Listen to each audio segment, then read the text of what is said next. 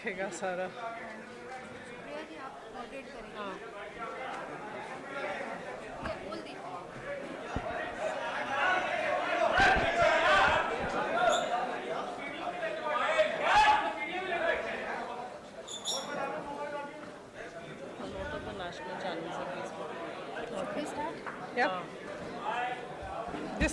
Uttar Pradesh Congress committee के प्रांगण में आज आयोजित इस प्रेस वार्ता में मैं आप सभी साथियों का स्वागत करती हूं। अब मैं सुप्रिया श्रीनेत जी जो हमारी नेशनल स्पोक्सपर्सन हैं, मैं उनसे अनुरोध करूंगी कि वो इस प्रेस कॉन्फ्रेंस को ओपन करें। मैं आदरणीय प्रियंका गांधी जी का और मंच पे बैठे हमारे सभी वरिष्ठ कांग्रेस के नेताओं का भी बहुत बहुत अभिनंदन करते हूँ। धन्यवाद। बहुत बहुत धन्यवाद। मंच पर बैठी अखिल भारतीय राष्ट्रीय कांग्रेस की राष्ट्रीय महासचिव प्रियंका गांधी जी और सभी वरिष्ठ नेतागण और पत्रकार साथियों, आप सबका बहुत बहुत स्वागत है। आप सबको नमस्कार। और मैं ये दावे के साथ कह सकती हूं कि आज का दिन देश की राजनीति में एक नया अध्याय, एक नई क्रांति लाएगा। मैं ये भी दावे के साथ कह सकती हूं कि सक्रिय राजनीति में आने से पहले और उसमें आने के बाद जिस कर्तव्य बोधता का और जिन मूल्यों को लेकर प्रियंका जी चली हैं, उसमें साहस का, दृढ़ निश्चय का और करुणा का समावेश है। मैं सिर्फ इसलिए नहीं कह रही हूं क्योंकि ये मेरी नेता है, लेकिन जब ये सड़कों पर उतर के अन्याय के खिलाफ लड़ती हैं तो इनकी साहस और दृढ़ निश्चय दिखता है। जब ये हाथरस में एक मजबूर मां को गले लगाती हैं और लखीमपुर में किसानों के आंसू पोंछती हैं तो इनकी करुणा, इनकी सहृदयता दिखती है। मुझे ऐसा लगता है कि उत्तर प्रदेश की राजनीति, उत्तर प्रदेश जो देश का सबसे बहुल्य क्षेत्र है, एक बड़े निर्णायक मोड़ पे खड़ा है। और आज जिस बात को करने के लिए प्रियंका जी आपके बीच में आई हैं, वो जरूर ऐतिहासिक है। मैं ये जरूर कहना चाहती हूं कि जिस आगामी चुनाव के लिए कांग्रेस पार्टी ने इस बार घोषणाओं के बजाय प्रतिज्ञा का प्रण किया है, और इस क्रम में आज जो सबसे बड़ी और सबसे पहली प्रतिज्ञा है, उसके बारे में आपको संबोधित करने के लिए, देश की राजनीति की तरफ एक नई क्रांति का पहला कदम उठाने के लिए मैं प्रियंका गांधी जी को आमंत्रित करती हूं। नमस्कार। आपको थोड़ा इंतजार कराया उसके लिए माफी चाहती हूं। ठीक है। जैसे सुप्रिया जी ने कहा, आज हमारी पहली प्रतिज्ञा के बारे में बात करना चाहती हूं मैं। हमने तय किया है कि आने वाले विधानसभा चुनाव में उत्तर प्रदेश में कांग्रेस पार्टी 40% टिकट महिलाओं को देगी।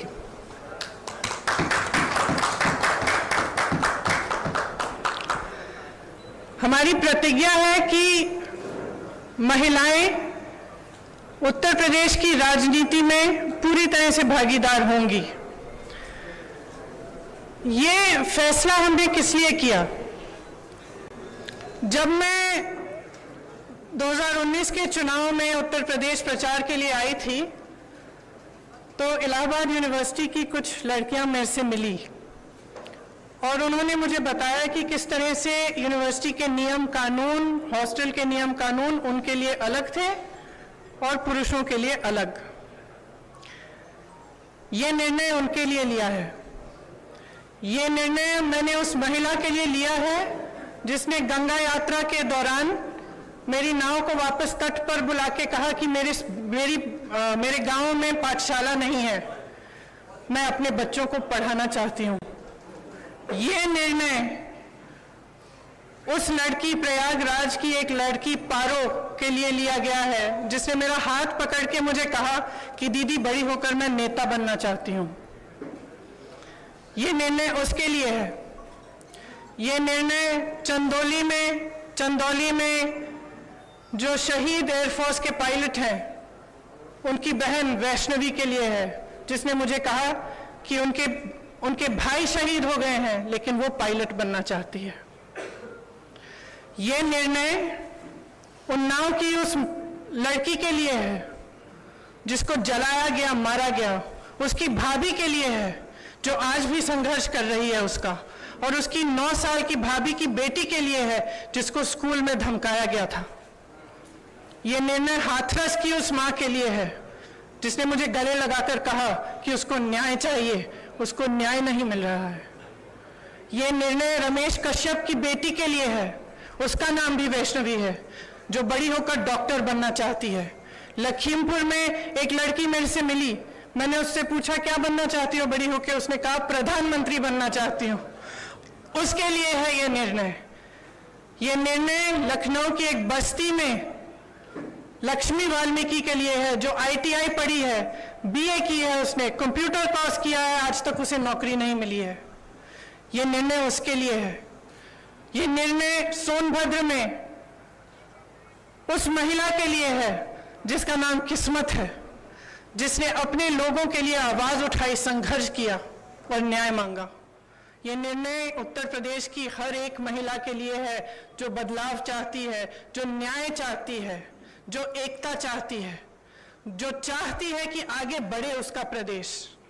मैं आप सबसे कहना चाहती हूं, आप समाज सेविका हैं, आप अध्यापक हैं, आप एक नौजवान महिला हैं जो आप अपना भविष्य बनाना चाहती हैं, आप प्रेस में हैं।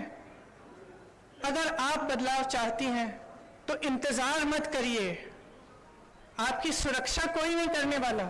सब बातें करते हैं, सुरक्षा करने का जब समय आता है तो सुरक्षा उनकी होती है जो आपको कुचलते हैं। आज सत्ता का नाम यह है कि आप खुलेआम पूरे पब्लिक के सामने लोगों को कुचल सकते हैं। यह सत्ता बन गई है, यह गलत है। घृणा का बोलबाला है, नफरत का बोलबाला है, गलत है। इसको महिलाएं बदल सकती हैं। महिलाएं इसलिए बदल सकती हैं क्योंकि करुणा भाव, सेवा भाव और दृढ़ता, शक्ति सबसे ज्यादा महिलाओं में है।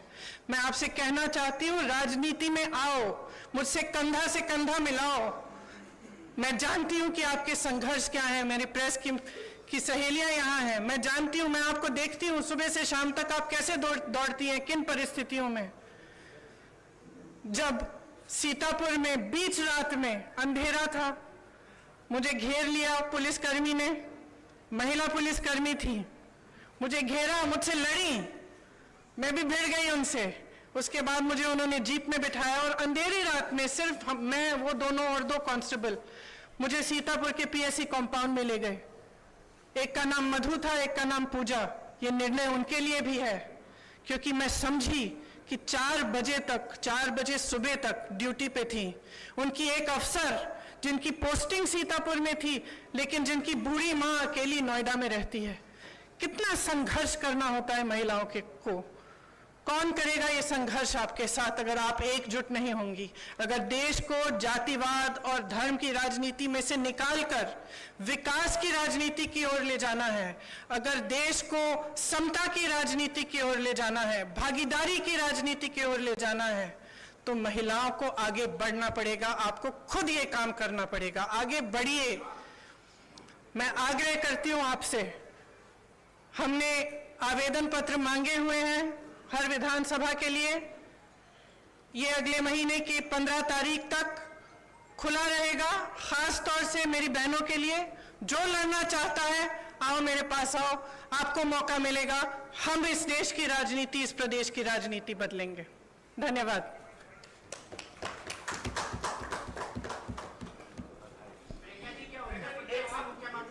हम लोग सवाल लेंगे। इसको थोड़ा सा सुनिश्चित तरीके से कर लेने दीजिए। कुछ सवाल लेते हैं। मैं पहले प्रिंट इलेक्ट्रॉनिक मीडिया से शुरुआत करूंगी, आपके पास मैं जरूर आऊंगी। प्रांशु जी, आपका सवाल।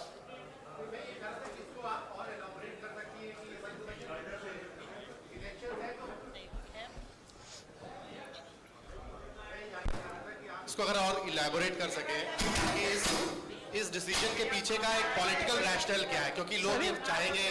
सुनाई नहीं दे रहा। थोड़ा सा शांत रह जाइए, आपके कोलीग को सवाल। मैं ये पूछ रहा था कि इसको आप थोड़ा सा अगर और इलैबोरेट कर सके कि इसके पीछे का रैशनल क्या है, क्योंकि लोग ये कहेंगे कि चुनाव का सीजन है और आप इतना बड़ा एक गैम्बिट ले रही हैं कि आप कह रही हैं 40% टिकट, जो कि लगभग 100 टिकट से ज्यादा होगा, आप महिलाओं को, मेरी बस चलती तो 50 करती। तो इसके पीछे का रैशनल क्या है? दूसरा, क्या आपको लगता है कि ये जो प्रोसेस है अभी टिकट देने का और उसके बाद आपकी पार्टी के अंदर जो ओवरऑल एक नेशनल लेवल पे यूपी के बियॉन्ड भी महिलाओं का जो रिप्रेजेंटेशन है, क्या उसको बढ़ाने के पीछे का थॉट प्रोसेस ओरिजिनली? देखिए, यहाँ पे बढ़ेगा तो नेशनली भी बढ़ेगा। मैं यूपी की इंचार्ज हूँ, यहाँ का निर्णय हम लोगों ने लिया है, सबकी सहमति के साथ लिया है। इसके पीछे जैसे मैंने कहा, मुख्य सोच ये है कि जो महिला है वो एकजुट होकर एक फोर्स नहीं बन रही है, उसको भी जातियों में, धर्मों में बांटा जा रहा है। राजनीतिक पार्टियां सोचती है कि एक गैस सिलेंडर देके 2000 रुपए देके खुश कर देंगे, लेकिन जो महिला का संघर्ष है वो एक बहुत लंबा और बहुत गहरा संघर्ष है। अगर हम समझेंगे नहीं कि हमें एकजुट होकर ये संघर्ष करना है, तब तक हमारे समाज में, हमारे देश में, हमारी राजनीति में बदलाव नहीं आ सकता है।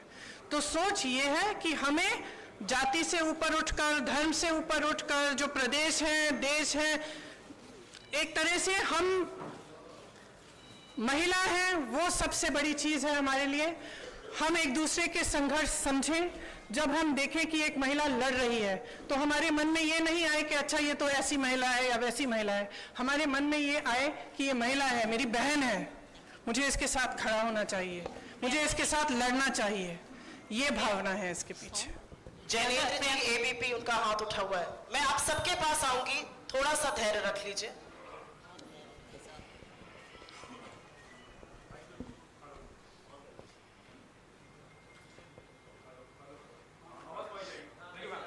मैम, सवाल ये है कि 40% क्यों? मतलब 33% रिजर्वेशन की चर्चा होती है, आधी आबादी है तो 50% हो सकता था, 40 क्यों? और एक सप्लीमेंट्री में ये भी पूछना चाहता हूँ कि वो सवाल आ गया कि राष्ट्रीय स्तर पर ये होगा या नहीं। जनरली हम देखते हैं कि महिलाओं की भागीदारी के नाम पर नेता अपनी पत्नियों को, अपने परिवार की महिलाओं को आगे कर देते हैं, तो ये ना हो, इसके लिए आपने सोचा है, क्या कदम उठाएंगे? Thank you. देखिए, आपने दो सवाल किए। सबसे पहले 40 क्यों नहीं? शुरुआत है, 40 से शुरू करेंगे। अब मैंने कहा अगर मेरा बस चलता तो 50 होता, तो लेकिन सबकी सहमति के साथ 40 तय किया है। अगले चुनाव में 50 भी हो सकता है। सबसे पहला ये। दूसरा, देखिए, ये सच है कि कई बार लोग अपनी पत्नियों को, बेटियों को चुनाव लड़वा लेते हैं, लेकिन इसमें कोई इतनी बड़ी बुराई नहीं है। लड़ लेती हैं, उसके बाद सक्षम हो जाती हैं। मुझे याद है, एक अमेठी में एक प्रधान थे, उन्होंने अपनी बीवी को लड़ाया, कुछ साल बाद मेरे पास आए, कहा कि आप संभालिए, मुझसे तो नहीं संभलती है, सारे निर्णय ले रही है। तो मैंने कहा आप क्यों रो रहे हो? तो ये तो देखिए, ये प्रोसेस होता है, एक शुरुआत होती है इस प्रोसेस की, और आस्ते आस्ते सक्षमता मिलती है। तो इसमें कुछ, मुझे तो कोई बुराई नहीं लगती है। सीमांत लखवी जी, भारत समाचार से। सब पुरुष पूछ रहे हैं। नहीं, महिलाओं के पास इसके बाद आऊंगी, आप लोगों के पास इसके बाद। मैम, 2017-2019 में जिस तरह के नतीजे रहे हैं कांग्रेस के, ये सबने देखा, तो क्या इतनी बड़ी संख्या में महिला मजबूत प्रत्याशी आप लोगों को मिल पाएंगी 2022 के चुनाव के लिए? देखिए, हमें प्रत्याशी मिलेंगी, लड़ेंगी वो। अगर इस बार मजबूत नहीं होंगी, अगली बार मजबूत होंगी। हमें लड़ाना है, हम पूरी तरह से मदद करेंगे, समर्थन करेंगे और लड़ेंगे जी जान से। एएनआई से कामना जी, अब मुझे लगता है कुछ महिलाओं को चांस जरूर देना चाहिए। एएनआई से कामना जी।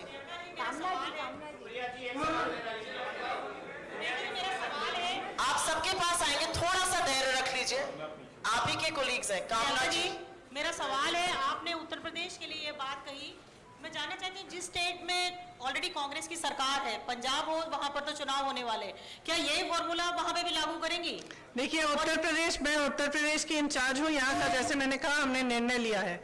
अब ये मिसाल बनेगा, अगर दूसरे भी इसको फॉलो करना चाहते हैं तो बहुत अच्छा रहेगा। प्रियंका जी, जातिगत आधार पर टिकट मिलते हैं, माफ करिए, एक सवाल प्लीज पूछिए, उनको खत्म कर लेने दीजिए, फिर आपके पास आते हैं। महिलाओं को जो टिकट दिया जाएगा, क्या वो जातिगत आधार पर दिया जाएगा? क्या वो जाति के आधार पर दिया जाएगा?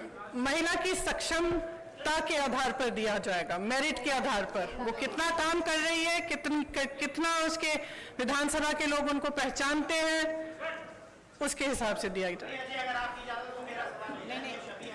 एक शायद ये इंतजार कर रही थी जी।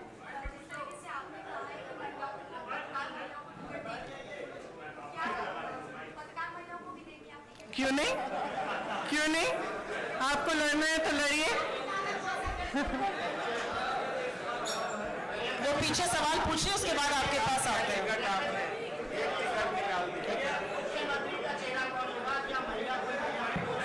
वो आगे जाके देखेंगे। क्यों, मैं जब बताऊंगी, जब बताना चाहती हूँ। 1 मिनट रुक जाइए सर। हाँ आप पूछिए मैडम। रितु सिंह लखीमपुर वाला भी दोहरा दीजिएगा।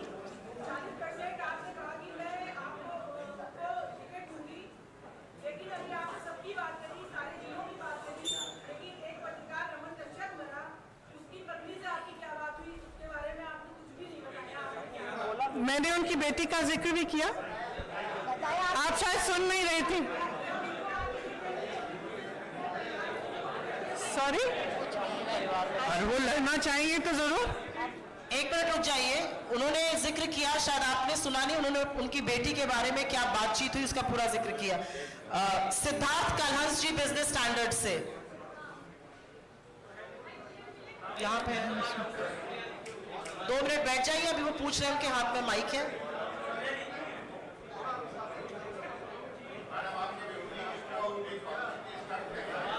प्लीज आप लोग थोड़ा शांत रहिए, आपके कोलीग एक सवाल पूछ रहे हैं, आप लोगों से अनुरोध है थोड़ा सा धैर्य और शांति रखिए। आप भी रुक जाइए, वो सवाल पूछ रहे हैं। मैं अपने विरोधियों को कहना चाहूंगी कि थोड़ी अपनी क्रिएटिविटी बढ़ा लें, क्योंकि मैं जो भी करती हूँ वो या तो उसको टूरिज्म बोलते हैं या पब्लिसिटी स्टंट बोलते हैं। अब कुछ नया ढूंढें।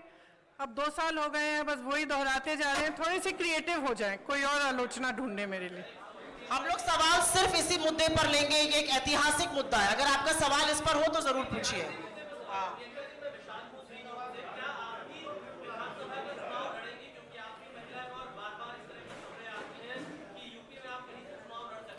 ये निर्णय मैंने अभी लिया नहीं है, अभी कुछ टाइम है चुनाव के लिए, मैं ले लूंगी। हाँ, इस पे सोच के मैं निर्णय लूंगी कि लड़ना है कि नहीं। रोहित जी, नवभारत टाइम से रोहित जी।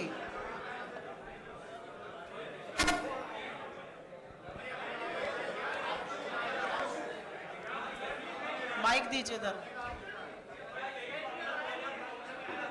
ये आप इस माइक पर पूछिए सवाल। He is also wanting to ask the guy. आपके पास आ रहे हैं, अगला आपके पास आ रहा है। Sorry. फॉर्मूला 2024 में भी लागू हेलो, होगा। आशा है कि 2024 में इससे ज्यादा होगा। आपका सवाल।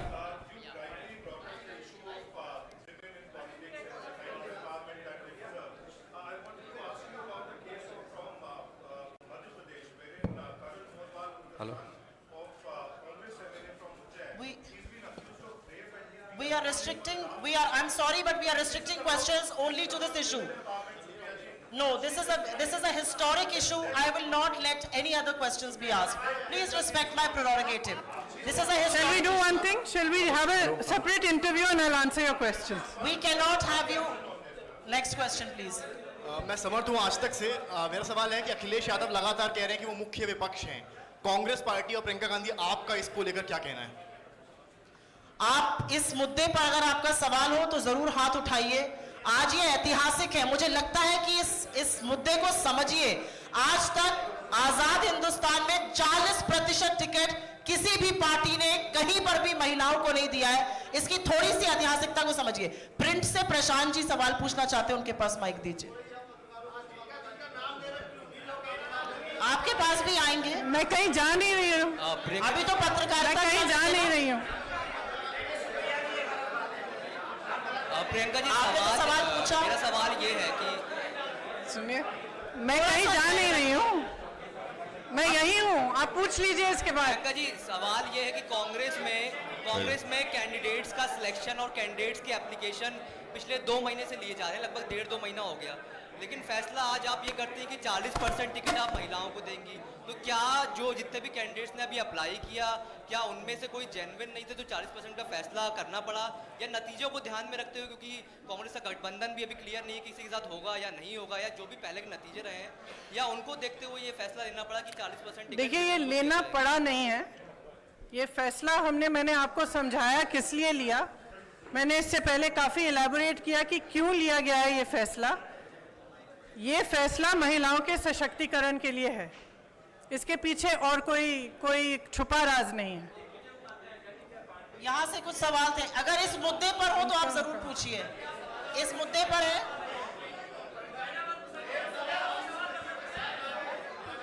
इनको माइक दीजिए, एक एक करके पूछिए। ये एक सवाल मेरा ये है कि कांग्रेस की रणनीति क्या है? किस रणनीति? ये माइक दीजिएगा, इनको आवाज नहीं आ रही है।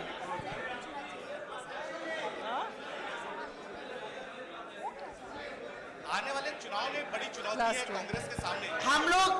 आप लोग थोड़ा धैर्य रखिए, ये पत्रकार वार्ता है, वो सवाल पूछ रहे हैं। मैम 2 मिनट रुक जाइए, पूछिए आप इस मुद्दे पर अगर है तो। इसके अलावा हम लोग किसी मुद्दे पे आज चर्चा नहीं करेंगे। आने वाले समय में बड़ी चुनौती है इस कांग्रेस मुद्दे के सामने। आप अमेठी जैसी जगहों पर आप सीट हार गई, तो कैसे अपने लोगों को आप इकट्ठा करेंगे? क्योंकि जिस तरह से आप देखिए, भारतीय जनता पार्टी ने अपने तमाम प्रोग्राम चलाए हैं, उसकी अपेक्षा कांग्रेस उतना जमीन पर दिख नहीं रही। आपको शायद मालूम नहीं होगा कि पिछले 2 सालों में 18,700 से ज्यादा कांग्रेस के कार्यकर्ता जेल गए हैं उत्तर प्रदेश में। 3 दिन से 3 महीनों के लिए लगातार प्रोग्राम कर रहे हैं। और शायद आपने भी महसूस किया होगा कि अगर सड़क पे कोई पार्टी लड़ रही है तो वो कांग्रेस ही है। प्रियंका मैम, मेरा एक सवाल है आपसे कि राहुल जी आते हैं, वो राजीव सुरजेवाला के साथ होते हैं, आप सुप्रिया जी के साथ आई हैं। हम लोगों का जो इंटरेक्शन होता है वो यहाँ पे लोकल लोगों से होता है। ये आएंगी, दिल्ली चली जाएंगी, हम लोगों को यहाँ पर उस तरीके से जो खबरें हैं वो सारी चीजें आप ये जी। तो मेरा सवाल क्या है जी आपका? मेरा सवाल मैम यही है कि सबसे पहले आपको ईद मिलादुन नबी की मुबारकबाद। धन्यवाद आपको भी। नबी है। और मेरा सवाल आपसे वही है कि कांग्रेस क्या मुख्यमंत्री का फेस देकर चुनाव लड़ेगी या विदाउट सीएम कैंडिडेट? मैंने उस सवाल का भी अभी जवाब दिया, इस पे अभी निर्णय नहीं हुआ है, जब होगा आपको पता चल जाएगा। आपका 2 बार सवाल का जवाब दे चुकी हूँ। कहिए, उससे पूछे तो, इन दोनों से पूछे। इस मुद्दे पर सवाल है, माइक ही नहीं चल रहा है। आपका सवाल इस मुद्दे पर है?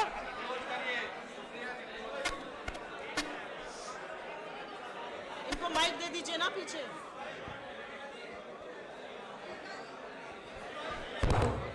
मैडम, मेरा एक सवाल ये था कि अल्पसंख्यक मुद्दे पर कांग्रेस का क्या? नहीं सर, हम सवाल सिर्फ इसी इशू पर लेंगे। आज की प्रेस कॉन्फ्रेंस महिलाओं के मुद्दे पे है, उसके बाद हम इससे बात कर सकते हैं दूसरी। जी,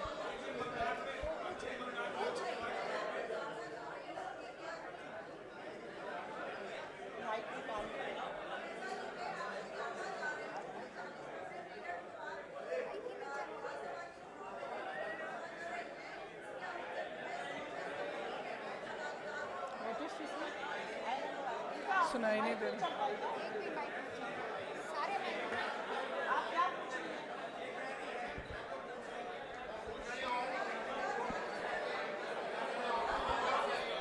हेलो हेलो,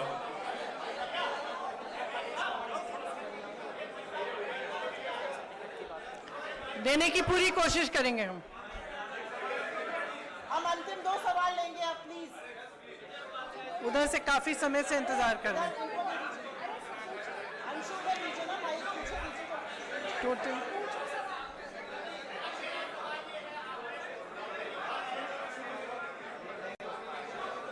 आप पूछिए सवाल।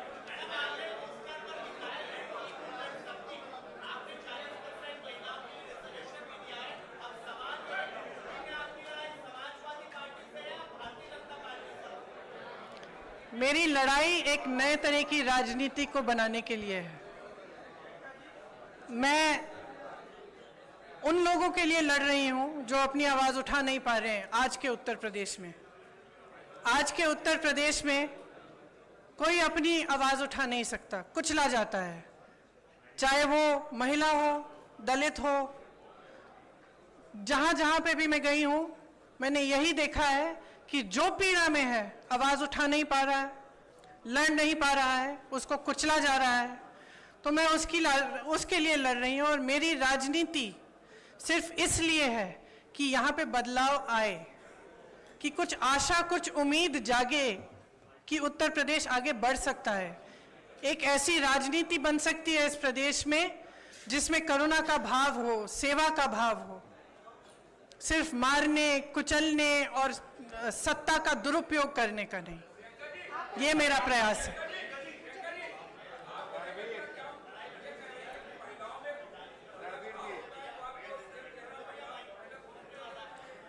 अब ठहरिए, देखिए क्या होता है आगे आगे।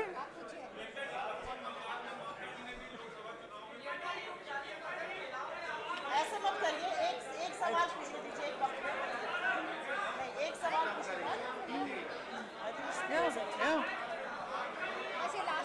आप लास्ट सवाल। आप यहाँ पे मुझे कम महिलाएं दिख रही हैं, इसलिए इतना कम अनुशासन है। देखो कितनी शालीनता से खड़ी है वहां पे पीछे, और आप सब चिल्ला रहे हैं। हम लोग अंतिम सवाल लेंगे।